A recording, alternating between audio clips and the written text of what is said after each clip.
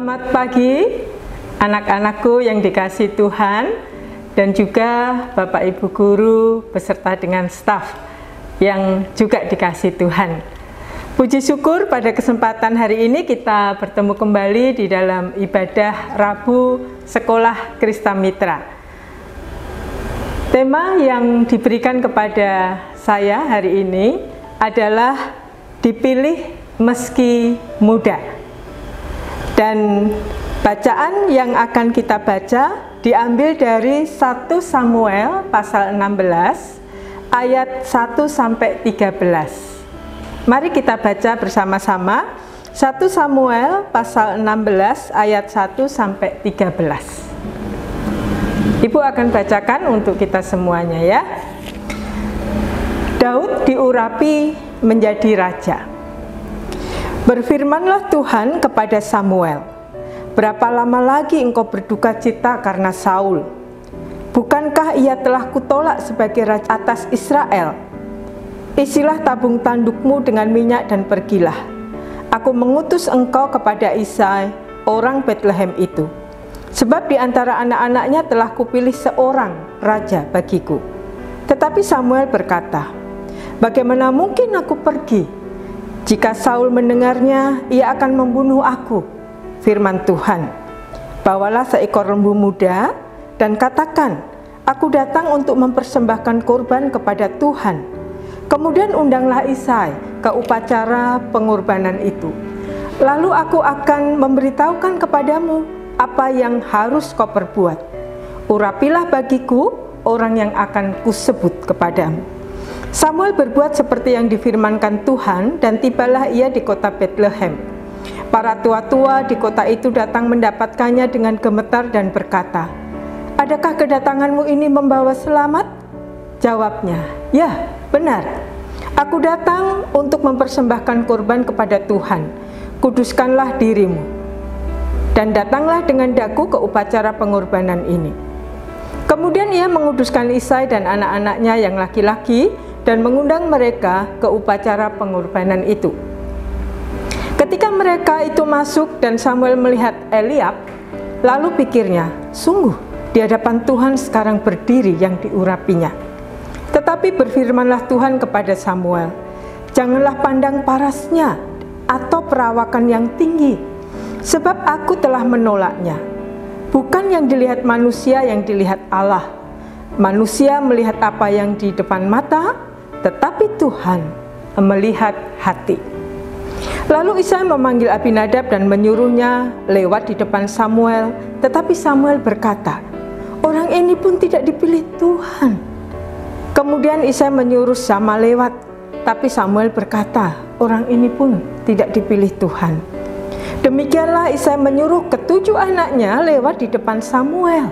Tetapi Samuel berkata kepada Isai, "Semuanya ini tidak dipilih Tuhan." Lalu Samuel berkata kepada Isai, "Inikah anakmu semuanya?" Jawabnya, "Masih tinggal yang bungsu, tapi sedang mengembalakan kambing domba." Kata Samuel kepada Isai, "Suruhlah memanggil dia, sebab kita tidak akan duduk makan sebelum ia datang kemari."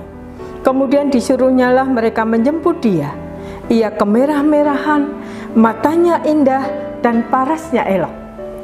Lalu Tuhan berfirman, "Bangkitlah, urapilah dia, sebab inilah dia."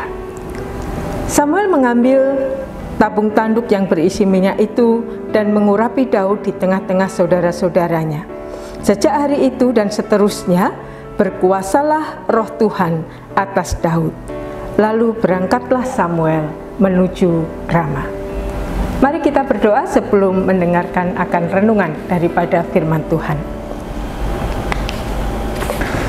Bapa yang ada di surga, Allah yang kami sembah dalam nama Tuhan Yesus, kami sungguh bersyukur kesempatan pagi hari ini kami boleh sehat dan kami boleh menyisihkan bagian daripada waktu kami di tengah pembelajaran ini untuk dengar-dengaran dengan firman-Mu. Berkatilah hamba-Mu yang kecil dan sederhana ini, dan urapilah waktu pemberitaan firman Tuhan ini dari awal sampai dengan akhirnya. Dalam nama Tuhan Yesus, doa ini kami peralaskan. Amin. Anak-anak dan juga Bapak Ibu yang dikasihi oleh Tuhan, kita mendengar satu istilah, don't judge a book by its cover. Kalimat ini sering kita dengar untuk mengingatkan bahwa kita sebagai pribadi diminta untuk tidak dengan mudah memberikan penilaian terhadap sesuatu atau seseorang dari penampilannya, dari bungkusnya, dari kemasannya. Kita bisa tertipu nanti, kemudian kecewa, menyesal, salah di dalam mengambil keputusan atau salah di dalam memilih. Karena apa? Karena ternyata isinya tidak sesuai dengan harapan kita dari apa yang kita lihat di luarnya, pada penampilannya, pada bungkusnya.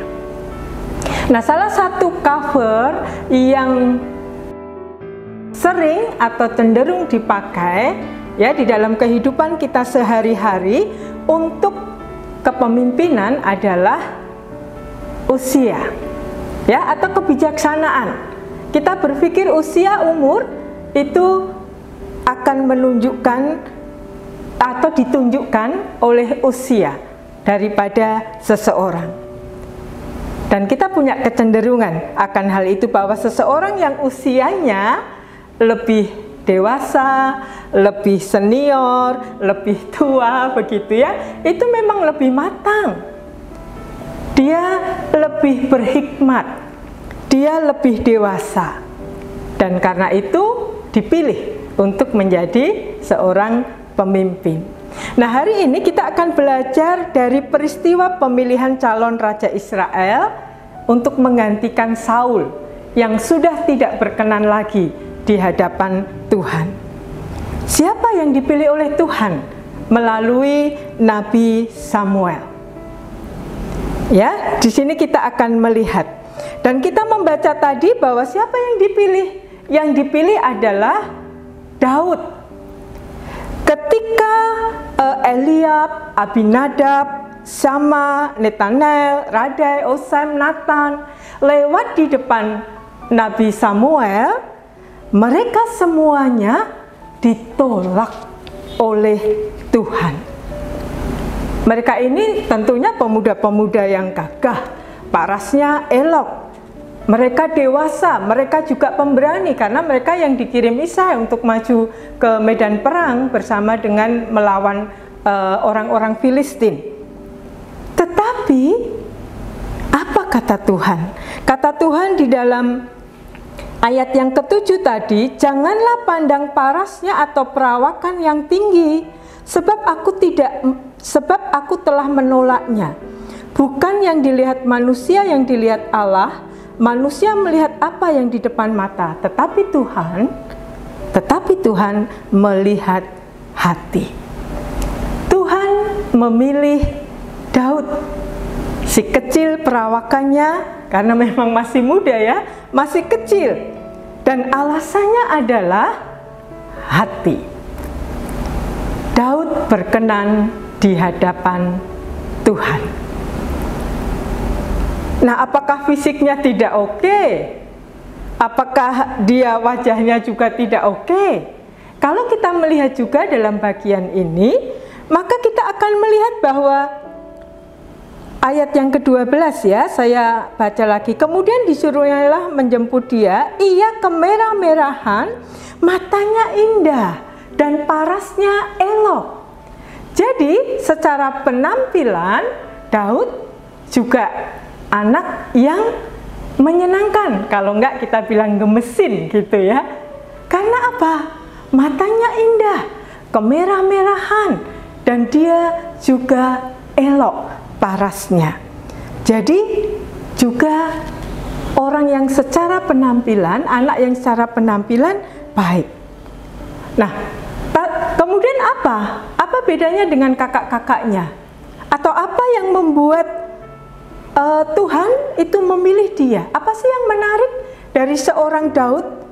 Nah, kita akan pelajari ya dari si bungsu Daud ini. Yang pertama, Daud itu adalah anak yang rajin. Daud sedang apa? Dia sedang ada di mana ketika upacara pengorbanan itu dilakukan? Dia sedang menggembalakan kambing dan domba. Nah, meskipun bungsu, meskipun dia paling kecil, dia jauh dari kata manja. Dia sedang bekerja ketika dicari oleh Samuel dan saudara-saudaranya. Tuhan itu memilih pribadi yang rajin, yang srekep, begitu ya. Ketika ditanyakan oleh Samuel, apakah inikah anakmu semuanya? Dan ternyata tidak. Isai masih punya satu anak, dan dia sedang dikatakan di situ, tadi kita baca, mengembalakan kambing dan domba. Mungkin dia memang karena kecil diabaikan untuk tidak ikut di dalam upacara itu. Dan ketika dia tidak mengikuti upacara itu, dia tidak ada di rumah, dia di luar, dia tidak sedang santai-santai, dia tidak sedang nganggur, dia tidak sedang bermain-main untuk mengisi waktunya. Dia sedang aktif bekerja, melakukan sesuatu. Dia anak yang rajin. Ya, itu yang pertama. Yang kedua, Daud adalah seorang anak yang mengasah talentanya. Nah, melalui kegiatannya sebagai gembala, tentunya tidak terus-menerus bekerja ya. Dia tetap ada waktunya mengawasi, dia punya waktu untuk dirinya ketika menjadi gembala itu. Dan nampaknya ya, dia mengisi waktunya salah satunya dengan bermain alat musik kecapi. Dia mengasah kemampuannya itu. Jadi dia bukan gembala yang biasa-biasa saja. Dia gembala yang ahli, yang piawai memainkan kecapi. Nah, dari mana kita tahu? Kalau kita membaca berikutnya ya, pada ayat yang ke-18, lalu jawab salah seorang hamba itu, katanya, sesungguhnya aku telah melihat salah seorang anak laki-laki Isai, orang Bethlehem itu yang pandai bermain kecapi. Ia seorang pahlawan yang gagah perkasa, seorang prajurit yang pandai bicara, elok perawaannya, dan Tuhan menyertai dia. Nah, dia adalah pemain kecapi. Jadi permainan kecapinya sedemikian baiknya sehingga mampu untuk meneduhkan Saul. Ya, Saul menjadi lega, menjadi nyaman, dan bahkan roh jahat yang ada di Saul keluar ketika mendengarkan permainan kecapi dari Daud. Itu yang kedua, dia mengasah talentanya dengan baik. Yang ketiga, dia serius dengan tanggung jawabnya. Ya, dia adalah seorang gembala yang menjaga dombanya. Dia mengawasi dengan luar biasa. Dari mana kita tahu? Yang pertama kita tahu dari, yang ketiga ini kita lihat dari pasal 17 ayat yang ke-20. Ayat yang ke-20 mengatakan, lalu Daud bangun pagi-pagi, ditinggalkannya kambing dombanya pada seorang penjaga, lalu mengangkat muatan dan pergi seperti yang diperintahkan Isai kepadanya. Jadi sebelum dia meninggalkan kambing dombanya karena disuruh oleh ayahnya untuk mengirimkan bekal kepada kakak-kakaknya yang di medan peperangan, dia menyerahkan. Jadi dia tidak tinggal prung, begitu ya. Dia bertanggung jawab. Contoh tanggung jawab kedua yang bisa kita lihat adalah pada ayat yang ke-34, masih pasal yang ke-17. Demikian firman Tuhan, tetapi Daud berkata kepada Saul, hambamu ini biasa mengembalakan kambing domba ayahnya. Apabila datang singa atau beruang yang menerkam seekor domba dari kawanannya, maka aku mengejarnya, menghajarnya, dan melepaskan domba itu dari mulutnya. Kemudian apabila ia berdiri menyerang aku, maka aku akan menangkap janggutnya, lalu menghajarnya dan membunuhnya. Baik singa maupun beruang telah dihajar, ya, oleh Daud. Nah, anak-anak dan juga Bapak Ibu yang dikasihi oleh Tuhan, di sini kita melihat bahwa Daud begitu bertanggung jawab melindungi kambing dombanya dari binatang buas. Dan tentunya untuk bisa melawan itu dia mengasah kekuatannya sebagai seorang gembala, keterampilan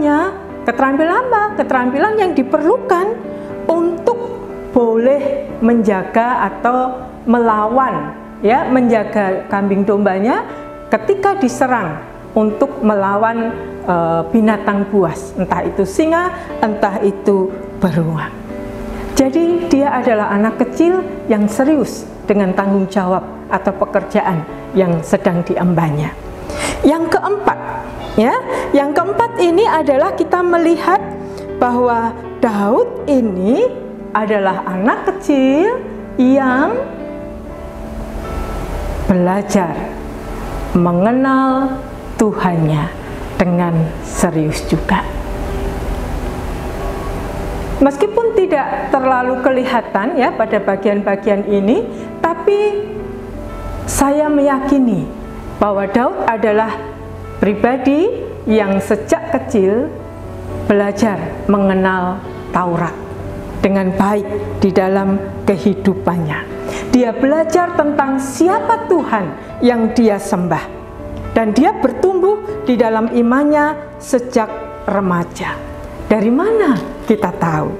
Dari sikap dan respon yang ditunjukkan oleh Daud ketika dia mendengar bahwa Tuhan dari Israel, ya, dari Tuhan dari umat pilihan dan umat pilihannya dan Tuhannya itu dihina, dicemooh oleh Goliat. Dia marah, dia tidak rela, dan dia mengungkapkan akan hal itu dari mulutnya. Nah, sementara orang lain takut, cemas karena ancaman daripada Goliat di pasal 17, tapi karena Daud memiliki iman yang kuat, karena Daud mengandalkan Tuhan di dalam kehidupannya, maka dia mengajukan diri dan melawan Goliat. Dia tahu, karena dia belajar mengenal Tuhan dan dia mengenal Tuhannya itu dengan baik, dia tahu bahwa Tuhan akan membela dia. Seperti ketika dia melawan singa dan beruang, maka saat ini pun dia meyakini ketika aku akan maju melawan Goliat, maka Tuhan pun akan berpihak dan membela dia.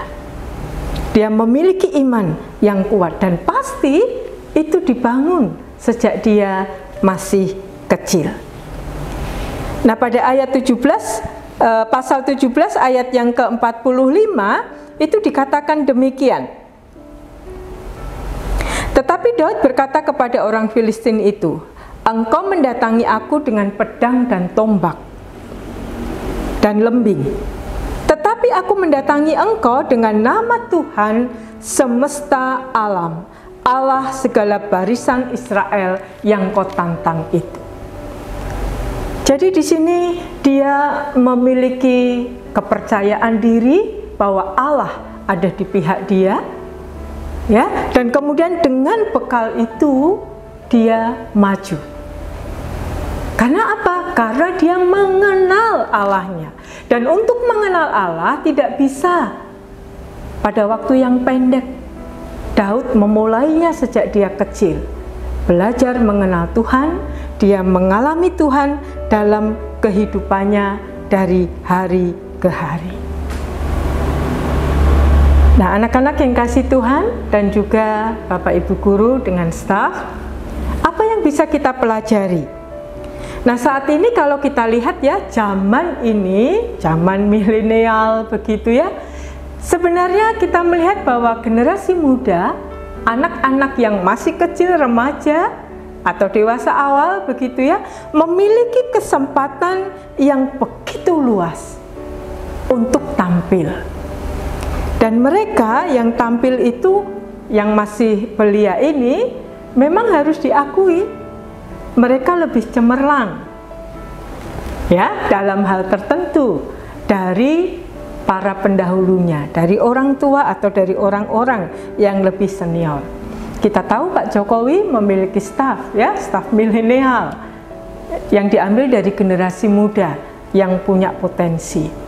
Kemudian juga kalau kalian melihat di berita-berita, maka diplomat-diplomat muda Indonesia itu juga sekarang sering yang mewakili Indonesia ketika menyampaikan pendapat tentang case tertentu di depan forum PBB misalnya.